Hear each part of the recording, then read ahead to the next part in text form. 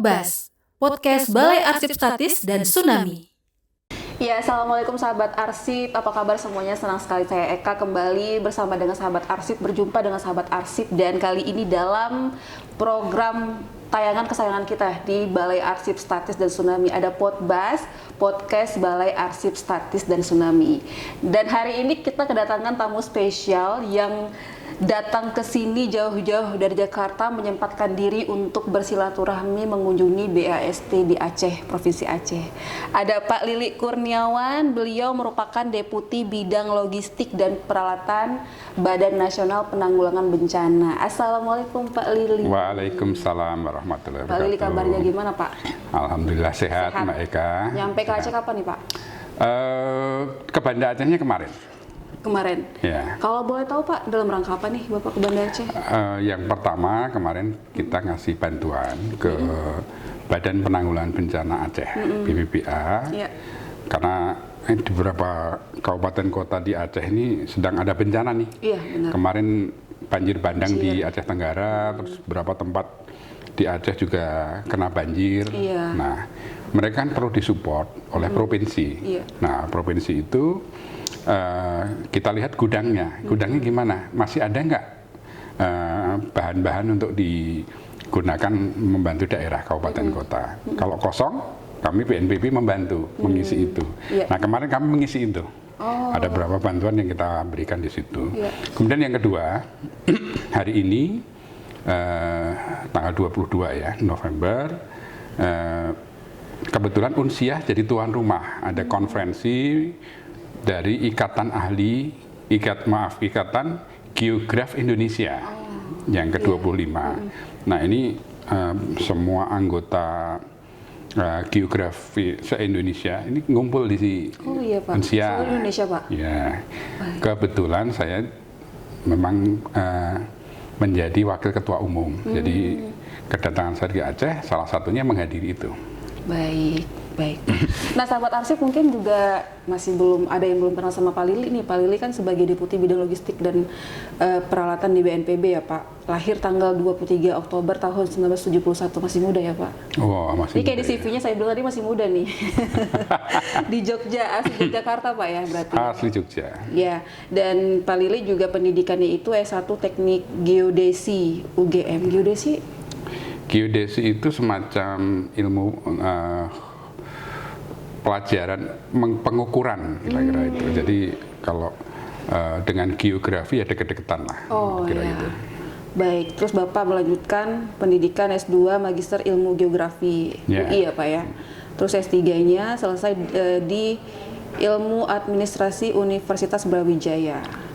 Sekarang ini Bapak peneliti juga gitu ya Pak ya. Pengalamannya banyak sekali nih. Sekarang nggak lagi Pak neliti, pasti masih kan. Ini saya dapat bocoran Bapak hari ini jadi pembicara kalau nggak salah di acara ini hari ini. Ya, kalau setelah bergabung di BNPB, dulu kan saya di BPPT. Ya. Di BPPT itu memang profesinya adalah peneliti gitu. Jadi saya harus membuat penelitian yang terkait dengan kebencanaan untuk rekomendasi ke depan, kira-kira apa yang harus dilakukan.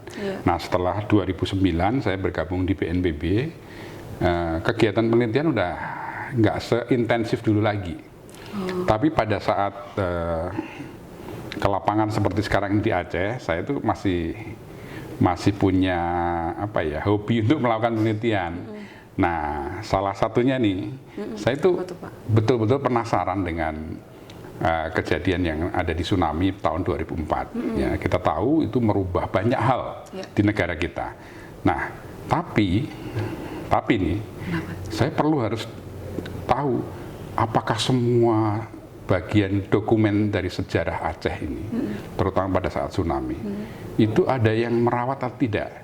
Nah, hari ini saya ketemu di sini nih. Jadi baru tahu nih Pak hari ini. Baru tahu hari ini kalau ternyata data-data yang terkait dengan bencana 2004 itu ternyata tersimpan rapi di sini, walaupun saya yakin belum semuanya ada di sini. Tetapi paling tidak ini menunjukkan ke kita semua bagaimana sebenarnya pemerintah itu sangat aware terhadap arsip. Iya. Iya Pak, kalau kita kan di sini di Balai Arsip Statis dan Tsunami Arsip Nasional Republik Indonesia, sebenarnya ini kan kaitan hubungan keeratan dengan BNPB itu deket ya Pak, gitu ya. Apalagi di BAST kita juga punya, tadi kita sudah sampaikan juga ada edukasi tsunami seperti itu buat ini, dan ini juga menjadi semacam tugas dari BNPB, kalau mohon maaf kalau saya tidak salah Pak, untuk memberikan edukasi mengenai penanganan bencana. Seperti apa Pak kalau di BNPB itu untuk yang tugas fungsi detail kebencanaan seperti apa sih Pak mungkin? Sosialisasi salah satunya ya. Salah satunya di core business di BNPB itu ada 3 sebenarnya. Satu, kita dalam penanggulangan bencana itu sebagai koordinator ya. Pada saat terjadi bencana kita fungsi komando, dan pada saat 3 siklus itu pra bencana, saat bencana, dan pasca bencana, kita juga menjadi pelaksana, implementator, dan semua itu adalah bagian dari mandat amanat dari Undang-Undang 24 tahun 2007. Undang-undang itu pun terjadi pada saat di-trigger oleh tsunami yang ada di Aceh, kemudian disusul gempa Jogja 2006, ada tsunami Pangandaran di 2006. Ini semua menjadi pelajaran bagi kita untuk bagaimana negara itu harus hadir melindungi siapapun warga negara Indonesia yang ada di daerah rawan bencana agar mereka selamat kalau bencana terjadi. Maka dibentuklah BNPB dengan 3 fungsi tadi. Jadi core business kita ya 3 itu. Kemudian siklusnya kita mengikuti pra bencana, itu meliputi pencegahan, mitigasi, kesiapsiagaan, membangun peringatan dini. Pada saat terjadi bencana kita melakukan upaya respon, tanggap darurat, dan pasca bencana kita membangun kembali dengan lebih baik, lebih kuat, dan lebih aman begitu, serta berkelanjutan. Ini tentu harus melibatkan banyak pihak, makanya fungsi koordinasi menjadi hal yang penting bagi BNPB. Ya. Sangat penting berarti Pak ya memang ya. Jadi harusnya entah BAST, BNPB, BPBA itu kolaborasi tuh edukasi tsunami-nya dapat banget ya Pak. Iya. Jadi gini, kalau kita bicara bencana itu terutama bencana alam ya, karena diakibatkan alam, itu adalah peristiwa yang berulang. Jadi tsunami yang terjadi di Aceh, Sumatera Utara, itu kemungkinan akan terjadi lagi. Kapan kita nggak pernah tahu. Ada buktinya ada, dan Aceh punya semuanya itu. Benar. Ada Gua Lente di Aceh Besar, Jaya, Pak. Aceh Jaya, oke. Itu ada endapan-endapan tsunami yang ditemukan oleh peneliti dari Unsyah, Unsyah Kuala, DDMRC, dan itu menjadi bukti yang sahih ya, bahwa benar-benar Aceh ini dulu kala itu sudah mengalami berkali-kali kejadian tsunami. Mungkin waktu dulu nggak ada masyarakat yang tinggal di situ, sehingga itu tidak menjadi catatan, atau memang pada saat itu ada orang tapi tidak mencatat sejarah itu, dan bukti itu kita baru temukan lapisan itu ada di gua itu. Artinya apa? Kalau sekarang kita punya arsip tentang bencana, maka itu adalah bagian dari upaya kita mensosialisasikan, mengingatkan pada generasi berikutnya, misalnya anak-anak SD, anak-anak kita untuk belajar bahwa mereka tinggal di daerah rawan bencana. Sudah seharusnya mereka melakukan upaya-upaya tadi, baik mitigasi, baik kesiapsiagaan maupun bagaimana mereka terpapar oleh peringatan dini. Terpapar artinya kalau pemerintah mengeluarkan satu diseminasi informasi sampai ke mereka, yang kita khawatirkan tidak sampai ke mereka. Karena di situ ya Pak ya, maksudnya awal mula ya mereka tahu mengenai tadi ya bencana, terus kesiapsiagaan tadi, dan tahu harus seperti apa ya Pak. Nah kan kalau kita berbicara mengenai sosialisasi bencana Pak, pasti itu punya tantangan yang sangat besar untuk kita beri semacam supaya masyarakat aware dengan adanya bencana ini. Mereka juga jadinya bukannya pasrah tapi juga bisa tetap yang survive seperti itu Pak. Itu pasti tantangan. Nah Bapak di BNPB tadi Bapak katakan dari tahun 2009 ya Pak di BNPB. Nah tantangan apa sih Pak, apalagi dalam hal memberikan sosialisasi mengenai tanggap bencana ini kepada masyarakat? Jadi gini, salah satu tantangan itu kita harus pertama kita harus memastikan yang menjadi audiens untuk sosialisasi itu siapa. Ini nggak boleh sama. Jadi misalnya ya, kemarin kita bicara mengenai COVID-19. Iya. Kita mengedukasi. Yang kita edukasi adalah orang-orang terdidik, para dokter, para juru rawat. Yang mereka kalau hanya dikasih tahu 3M gitu aja, itu udah makanan mereka. Artinya itulah pengetahuan dasar yang mereka punya gitu. Iya. Jadi mestinya kalau kita sosialisasikan ya jangan itu gitu. Iya. Artinya akan beda sosialisasi ke para medis, ke dokter, ke masyarakat umum, ke orang-orang lain begitu yang punya profesi yang berbeda, itu akan berbeda. Nah, kembali lagi ke bencana. Ya. Mereka kita juga harus segmennya harus kita tahu tuh. Yang kita sosialisasikan siapa. Maka kita bikin konsep yang namanya pentahelix. Pentahelix itu selain sebenarnya tujuan sosialisasi itu apa? Tujuan sosialisasi itu intinya adalah peningkatan kapasitas sebenarnya. Dalam bencana, Mbak, yang namanya Mbak Eka, yang namanya peningkatan kapasitas itu, saya selalu mendefinisikan secara simpel, merubah dari objek menjadi subjek. Kita, saya, Mbak Eka, itu adalah warga negara Indonesia. Salah satu haknya kita apa? Dilindungi dari ancaman bencana. Itu hak kita. Betul. Tapi karena kita punya pengetahuan, kita juga harus dong membantu pemerintah untuk mengedukasi orang-orang lain yang tidak tahu. Itu subjek. Tadi yang mendapat hak itu adalah objek. Jadi pertama kita menjadi objek, kita harus dilindungi. Tapi begitu kita punya kemampuan, punya keterampilan, punya pengetahuan, kita memberikan, kita sebagai subjek. Jadi kapasitas, peningkatan kapasitas itu. Nah, kita pilah kemarin. Segmennya ada pemerintah, ada dunia usaha, ada akademisi, para pakar, ada masyarakat secara umum, kemudian juga ada media massa, termasuk media massa. Juga diedukasi ya Pak? Harus diedukasi. Salah satunya adalah bagaimana mereka jangan kemudian menyebarkan hoax misalnya. Dalam bencana, urusan hoax itu menjadi hal yang penting. Masyarakat yang terpapar hoax, dia isinya apa? Ketakutan. Padahal itu yang kita tidak inginkan. Mereka sudah tinggal di daerah rawan bencana, mereka ketakutan. Turunlah kualitas hidup mereka untuk itu. Nah, sama seperti pada saat kita bicara mengenai private sector. Private sector itu tujuannya apa? Mencari untung tuh. Nah, kalau kemudian kita berikan edukasi, dia boleh mencari untung, tapi harus melakukan ini. Itu jauh lebih baik dibanding kita menyamakan. Tadi edukasinya, materinya sama semua, dianggap sama. Nggak bisa di ini ya Pak ya? Ya. Untuk anak-anak SD dengan mahasiswa beda edukasinya, materinya juga beda, yang diomongin beda. Betul. Itu jadi tantangan besar, apalagi kan segmennya ini kan beragam. Sekarang orang bicara lagi multiple helix. Jadi unsur masyarakat itu dibagi, tidak hanya masyarakat secara umum, tapi dia dibagi masyarakat yang terdampak bencana, artinya mereka yang pernah menjadi korban dari suatu bencana. Ada masyarakat lokal, ada masyarakat internasional, masing-masing itu beda lagi. Jadi makin banyak yang segmen itu menjadi makin banyak tantangan kita untuk sosialisasi. Kalau dari Pak Lili sendiri nih, ada nggak sih Pak pengalaman yang paling Bapak ingat gitu?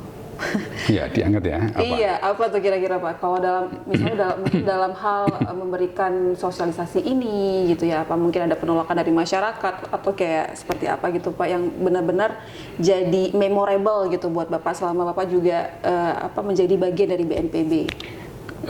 Kalau cerita spesialnya gitu Pak, spesifiknya tuh ada nggak sih? Kita pengen tahu lebih dalam cerita pribadi Bapak. Satu hal yang saya sampai sekarang ini masih nempel di memori saya adalah pada saat kita sosialisasi terkait dengan COVID-19. Anda tahu kan, pada saat COVID-19 itu kita nggak bisa ketemu gini. Kalau ketemu kita harus pakai masker, ya. Dan sosialisasinya itu bahannya ya itu aja. Ya, maka sebenarnya yang waktu itu kami lakukan kebetulan di awal itu saya masih jadi deputi pencegahan tuh, di BNPB. Yang kita lakukan, kita membuat namanya media conference yang ada di BNPB yang hampir setiap hari kita menayangkan informasi-informasi terkait dengan COVID-19. Tapi itu adalah informasi umum yang semua kalangan tadi yang saya sebutkan, itu dia dapat materi yang sama. Ya. Nah, kemudian kita mulai berpikir bagaimana memilah-milah itu. Apakah betul memilah-milah caranya seperti itu? Pemerintah harus dibedakan dengan dunia usaha, dibedakan dengan akademisi dan sebagainya. Ternyata enggak berlaku itu. Nah, caranya gimana? Nah, ini caranya waktu itu kita membuat namanya self-assessment. Jadi kami mendorong ya melalui perguruan tinggi. Pada saat itu nggak ada KKN, kuliah kerja nyata itu nggak ada.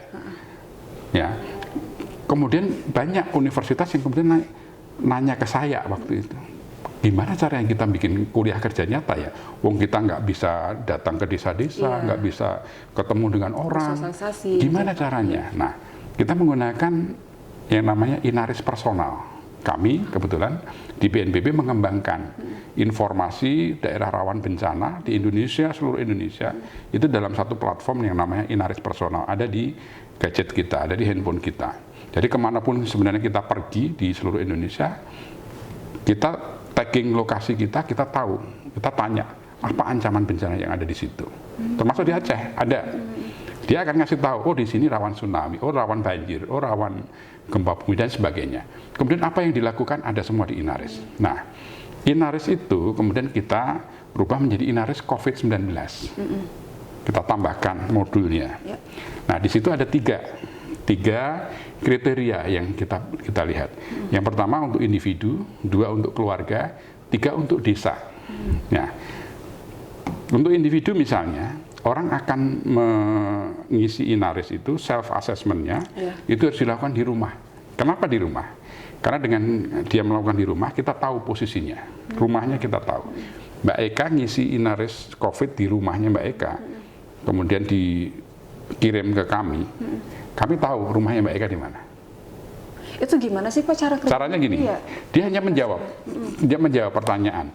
Pertanyaannya itu simpel, nggak pakai mikir, tapi karena itu dilakukan, jadi kita pasti bisa jawab. Misalnya pertanyaan gini, Mbak Eka, apakah selama COVID itu sering bepergian nggak? Kan gampang, oh saya sering pergi atau enggak? Oh sering pergi, jawabnya sering. Ya, gimana? Sering pergi ya. Kalau enggak, tidak. Jawabannya ya atau tidak gitu ya. Kemudian kalau pergi pakai masker enggak? Enggak. Kalau pergi naik kendaraan umum atau mobil pribadi? Kendaraan umum. Ketemu orang dalam jumlah besar enggak di tempat kerja? Iya, karena saya pedagang di pasar. Bayangkan, udah sering keluar rumah, nggak pernah pakai masker, pakai kendaraan umum, ketemu orang. Apa kesimpulannya? Jadi, orang itu Mbak Eka adalah salah satu orang yang rentan terhadap penularan COVID-19. Bisa kena, kalau Mbak Eka sehat, Mbak Eka bisa tertular COVID nih. Kalau Mbak Eka sudah tertular COVID, bisa menulari orang lain. Benar nggak kesimpulannya itu? Betul. Maka apa yang dilakukan untuk sosialisasi?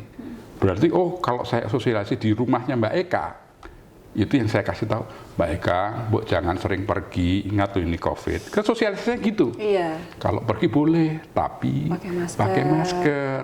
Kalau bisa pakai kendaraan pribadi. Kalau bisa jangan ketemu orang-orang lain dulu.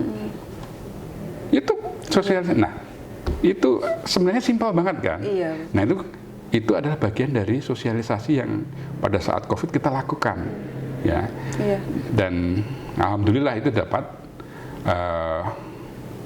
penghargaan dari Tempo kalau nggak salah. Itu dari sisi digitalisasi.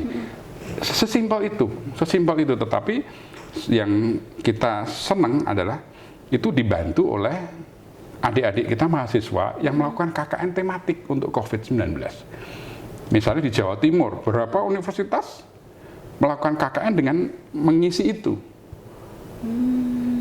Paling tidak 1 orang yang KKN, saya KKN atau Mbak Eka KKN. Mbak Eka rumahnya di desa X. Mbak Eka harus nanya ke tetangga kanan kiri 10 rumah.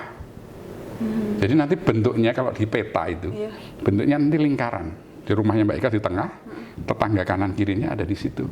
ngisinya tadi Oh gitu. pakai handphonenya Mbak Eka. Oh jadi saya baru paham nih Pak. Jadi masuknya itu dari teman-teman mahasiswa gitu. Ya, mahasiswa itu yang kemudian Untuk mengisi yang itu. iya, Nah, kalau mengisi. dia bisa mengisi itu, kemudian dia mengedukasi tetangga kanan kirinya, dia dapat A tuh, Wah, KKN-nya. benar. Jadi Nah, mengisi kekosongan KKN tadi ya Pak ya? yes, itu hanya kanan kiri rumahnya Iya, aja. benar. Jadi dia tidak pergi ke desa tertentu atau pergi ke kabupaten tertentu, enggak, di kanan kiri. Nah, itu dilaporkan ke dosen pembimbingnya. Bahwa dia sudah melakukan self assessment, dan itu dosen pembimbingnya kita kasih dashboard. Iya. Jadi dia bisa memantau dari peta besar yang kita kasih, bahwa Mbak Eka itu benar nih, ini lingkaran kanan kiri itu menunjukkan tetangganya ini, dan semua sudah diedukasi, dapat nilai A. Bayangkan itu ada berapa ribu orang yang melakukan itu kali 10 tuh. Betul. Iya Pak. Dan itu artinya jadinya akhirnya tercipta tadi ya Pak, peta-peta tadi ya Pak ya. Peta jadi seluruh peta Indonesia semuanya warnanya, kalau dia tetangganya menjawab banyak tadi seperti tadi, dia rentan, dia ada balon di rumahnya itu warnanya merah tuh. Itu yang harus kita edukasi. Kalau dia sedang, pertanyaannya banyak yang dia kira-kira di tengah-tengah antara rentan atau dia aman. Itu warnanya kuning. Kalau dia aman, dia nggak pernah pergi, di rumah aja, selalu pakai masker. Kalau pulang dari rumah dia mandi dulu, ganti baju, baru ketemu keluarganya, itu dia hijau. Jadi dengan berdasarkan balon-balon itu, kita melakukan strategi sosialisasi, kan gitu. Baik. Jadi itu salah satu bisa dikatakan itu inovasi ya Pak ya dari BNPB ya, apalagi di masa COVID yang tadi kata Bapak kita nggak bisa bersosialisasi langsung, bertatap muka, terus mahasiswa juga nggak bisa KKN. Saya nggak tadi, saya koreksi, Gatra Award bukan Tempo. Gatra Award. Nah, waktu itu dapat Gatra Award dari digitalisasi. Kami di BNPB dapat itu. Yaitu untuk membuat kami bersemangat lah, bahwa kenyataannya persoalan COVID-19 memang harus menjadi urusan kita bersama, dan itu teknologi hanya salah satu saja cara untuk mengurangi penularan melalui sosialisasi yang dibantu oleh teknologi, kan gitu. Iya siap Pak. Jadi itu emang inovasi yang membantu sih ya Pak ya pas masa COVID itu. Kalau sekarang ini udah selesai masa COVID ini Pak. Gitu. Ya.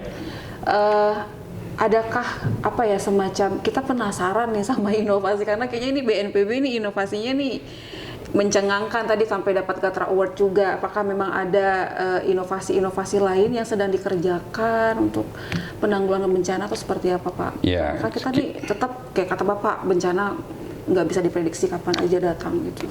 Kelemahan kita sekarang ini dalam sosialisasi khususnya, kalau kita bicara hulu hilir dari pusat sampai ke tapak itu adalah masyarakat, individu, itu masalah yang ada di bawah, berarti di hilir. Ya.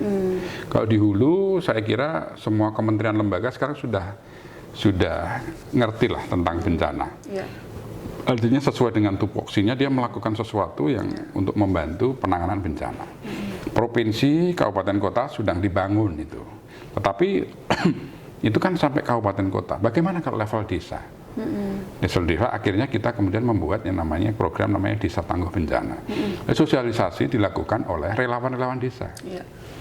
Membentuk relawan desa yang ada di daerah rawan bencana, mereka lah yang kemudian melakukan sosialisasi. Kalau kami di BNPB terlalu jauh jaraknya, apalagi desa di Indonesia ada 75.000 lebih, nggak mungkin kami akan datangi masing-masing, nggak mungkin. Jadi melalui BPBD, melalui relawan desa dan sebagainya.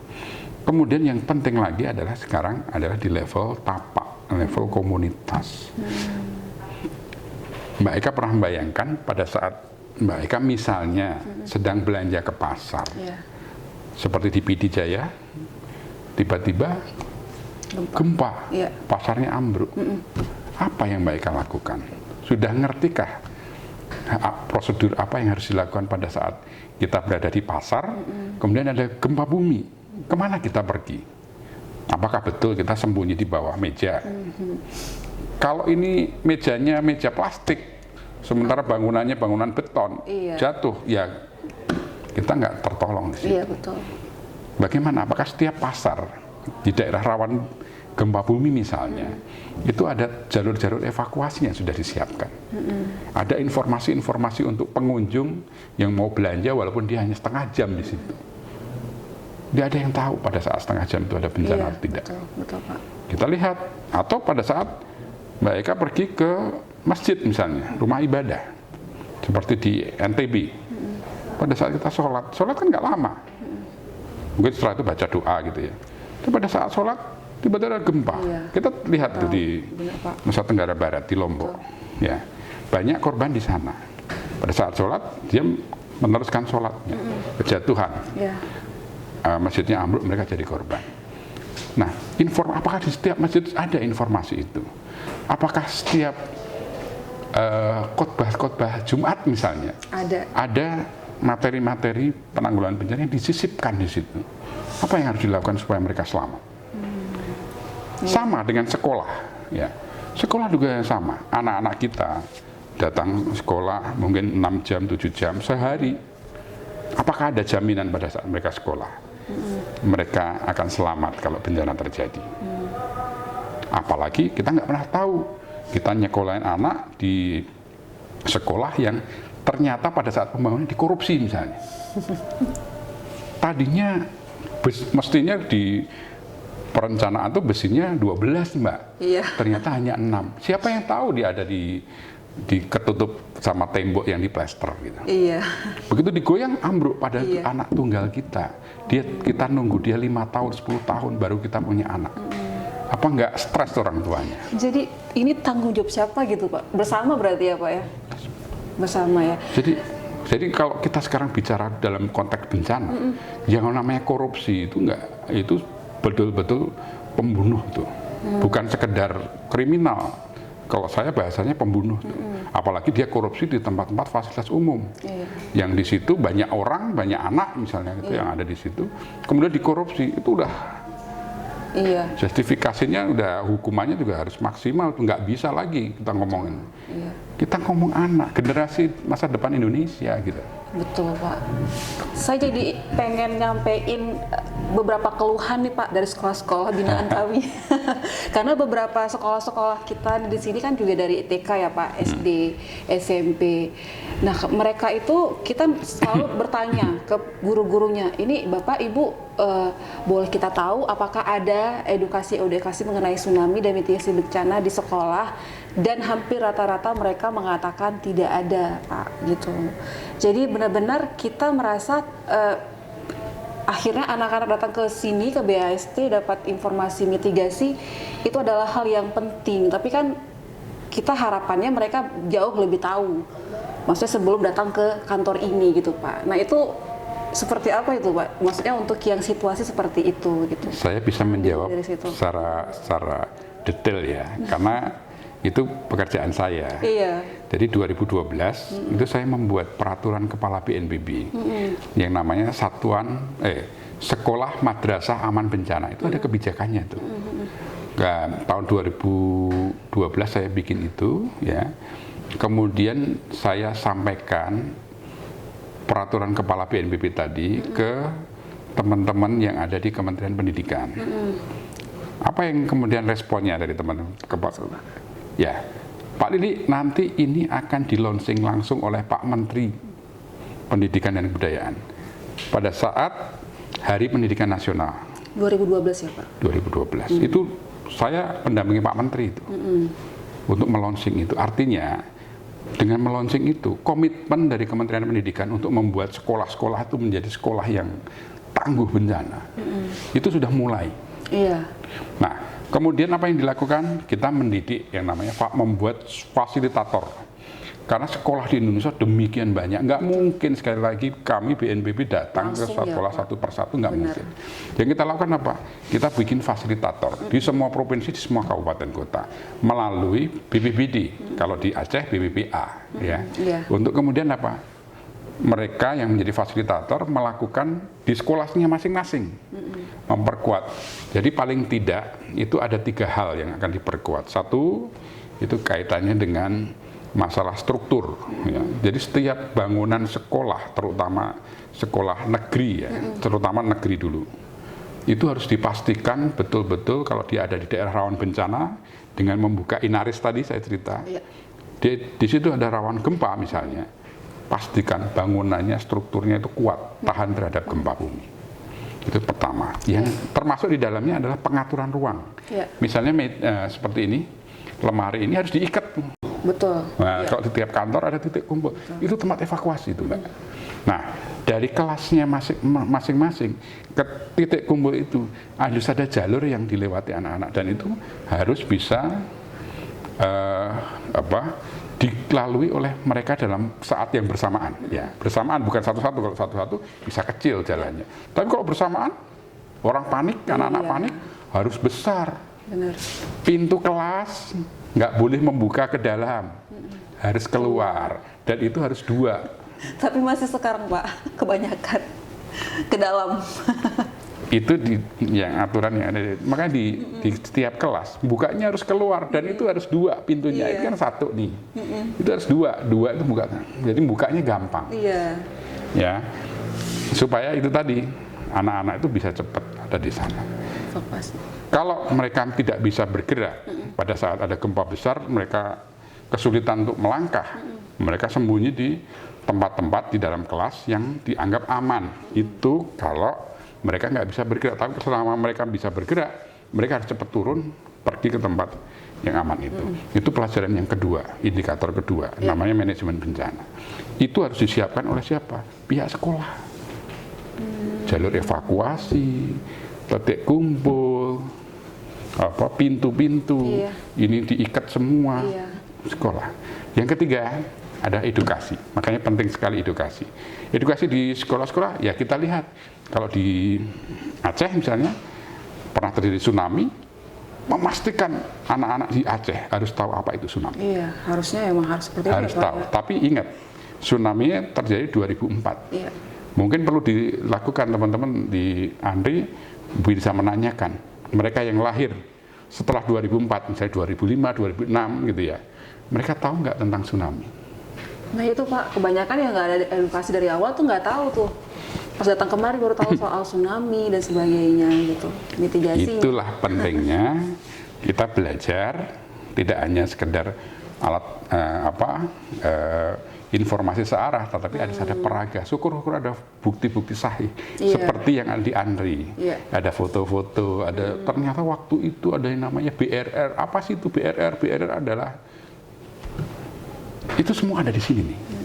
Jadi sebenarnya kalau saya lihat harusnya masyarakat Aceh beruntung nih punya satu museum yang berisi arsip yang kemudian membuat mereka bisa melakukan upaya kesiapsiagaan.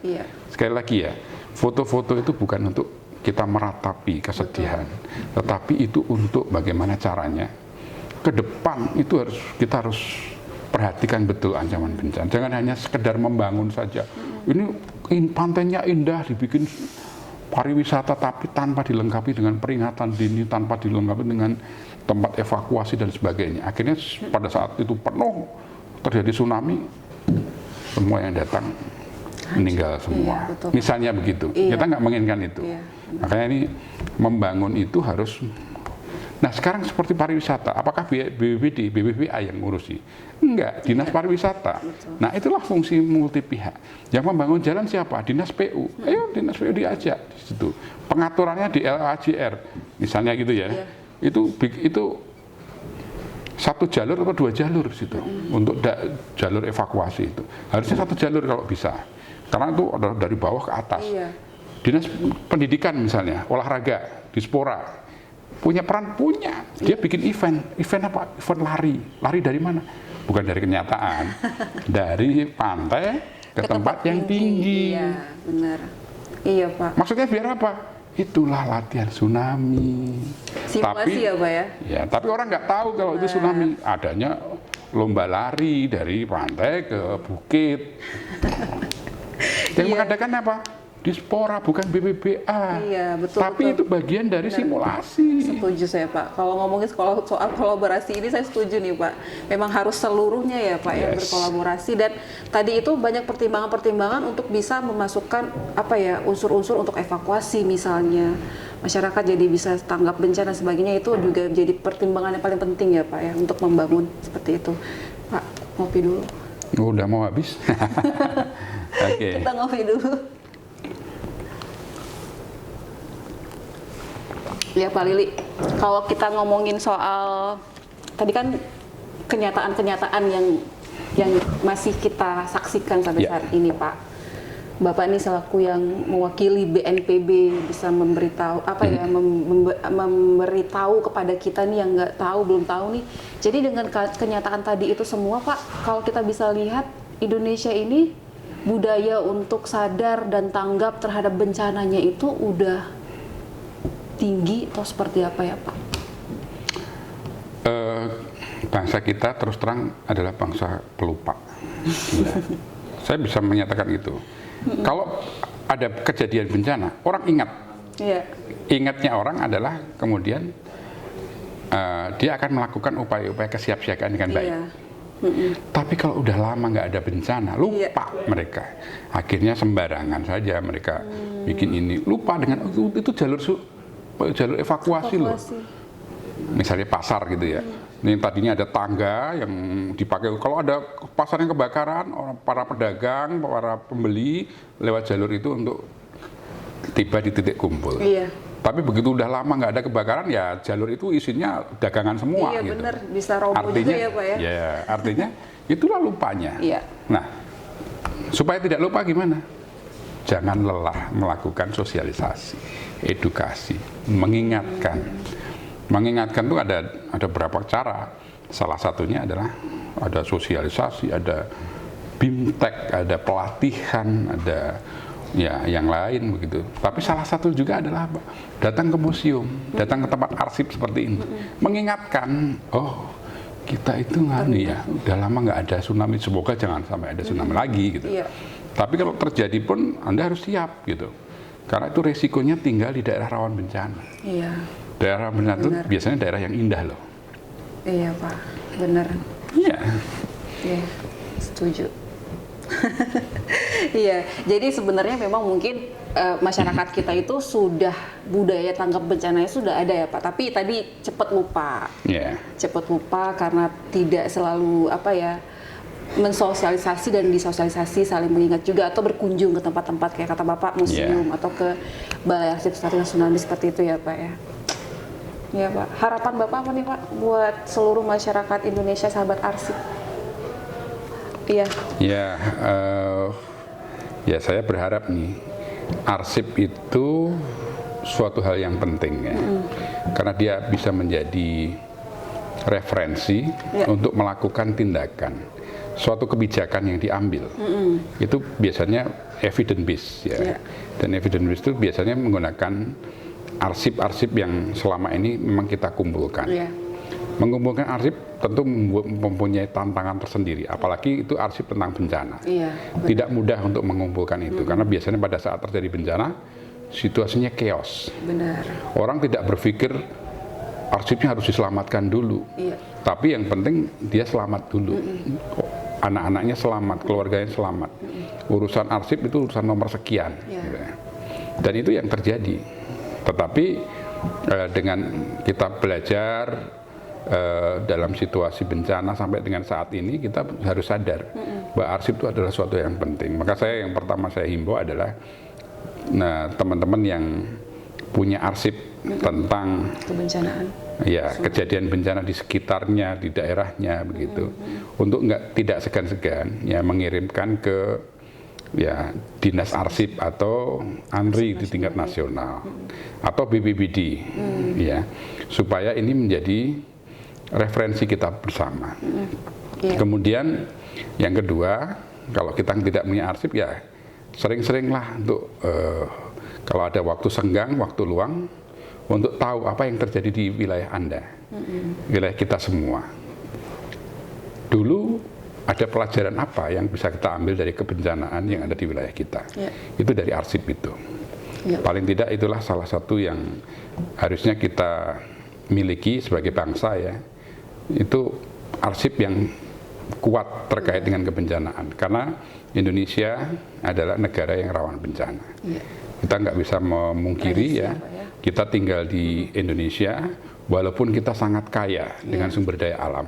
Tetapi ancaman itu ada di sekitar kita. Setiap hari kita darurat gempa. Siapa yang mengira 2 menit setelah kita ngobrol nggak ada gempa? Pasti ada ya Pak, cuma nggak terasa ya Pak ya? Ada yang terasa yang Iya, benar. Ini melalui podcast ini ya, saya berharap ini menjadi pembelajaran yang terbaik bagi kita. Iya, Pak, satu lagi nih. Ini kan BAST tahun 2021 lalu itu sudah ditetapkan sebagai pusat studi arsip kebencanaan atau arsip tsunami. Nah, dukungan apa nih yang BNPB kira-kira bisa berikan ke BAST sebagai pusat studi arsip kebencanaan ini supaya pusat studi ini jadi bisa lebih baik lagi, bermanfaat lagi buat banyak masyarakat? Ya, karena ini kan tempatnya ada di Aceh ya, jadi kita memang terpisah oleh jarak dan waktu. Waktu kalau kita datang ke sini kan butuh waktu maksudnya. Iya. Nah, ya kita mungkin yang pertama ya kita menyemangati aja teman-teman yang ada di sini untuk terus berkarya gitu, untuk menyelamatkan arsip-arsip kita, terutama yang ada di Aceh dan sekitarnya. Untuk ya kemudian kita kumpulkan dan kita jadikan dia knowledge ya. Knowledge itu nanti pada akhirnya akan menjadi budaya. Dan untuk melahirkan satu budaya sadar bencana, budaya siap siaga, itu memang harus ada referensi. Belajar dari pengalaman masa lalu. Pengalaman masa lalu itu ada di arsip. Iya. Ya. Begitu pentingnya arsip sehingga kita di BNPB mendorong bagaimana penyelamatan arsip harus dilakukan terus-menerus ya. Dari sisi dukungan yang secara langsung mungkin kita karena terpisah tadi kita melalui BPBA. Begitu. Kami akan bicara dengan teman-teman dari BPBA ya, kemudian untuk ikut mendukung apa yang dilakukan di sini. Ya saling sinergi lah. Benar. Iya, di BAST juga nanti mendukung BPBA dan sebaliknya. Karena itu adalah bagian dari kolaborasi. Dan kolaborasi menjadi kata penting sekarang bagi kita. Jangan sampai hanya dua-duanya bikin aktivitas tapi masing-masing terpisah, tidak saling berhubungan, tidak saling komunikasi, koordinasi, sehingga akhirnya berserakanlah arsip-arsip yang mestinya dibutuhkan masyarakat. Jadi siap nanti Pak ya, kita BAST dan BPBA kolaborasi. BAST dan BPBA kolaborasi seperti itu ya. Saya punya pesan sebentar. Iya, silakan Pak. Satu hal ya. Ini untuk teman-teman ya. Kita tahu ya, daerah kita adalah daerah rawan bencana ya. Tahukah Anda apa bencana yang terjadi di daerah Anda? Kalau tidak tahu, datanglah ke kantor arsip setempat ya. Kita baca apa yang terjadi di sekitar wilayah kita supaya kita bisa melakukan tindakan antisipasi yang membuat kita selamat dari bencana. Arsip keren. Terima kasih Pak Lili. Sampai jumpa lagi sahabat arsip di podcast berikutnya. Wassalamualaikum warahmatullahi wabarakatuh. Waalaikumsalam.